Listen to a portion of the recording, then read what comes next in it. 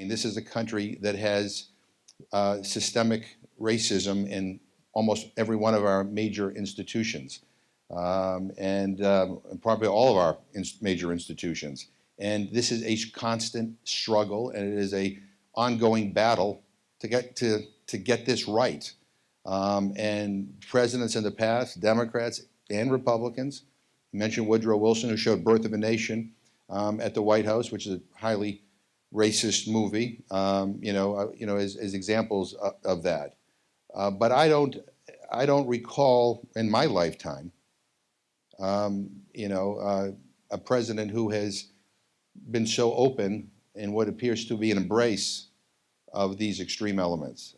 I mean, there's lots about Ronald Reagan policies that I could tell you that I thought were racist and bigoted, and I write down the list. We can argue about the crime bill that Bill Clinton signed or George W. Bush's views, but I don't recall this. And I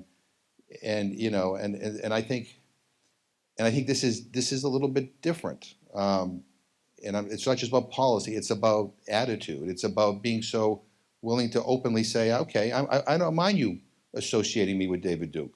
I don't mind you.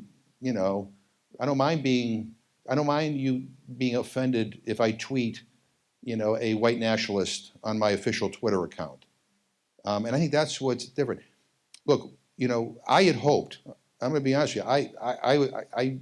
I'd hoped the election would have turned out differently, and I had hoped that at this moment, if I had come to this class, the conversations we would be having would be about criminal justice reform, would be about equal pay for equal work, would be about dealing with the excesses in many of our police departments across this country. I thought we would be talking about, dealing more effectively with extreme poverty in this country. I mean, I just thought the conversations would be very different. How do we overcome our history, and how do we overcome some of the realities in this country that I think we all agree are wrong? We're not doing that. Instead, we are reacting to. I mean, we are seeing a president who is basically winking, if not embracing, I think the most ugly and divisive elements in this country.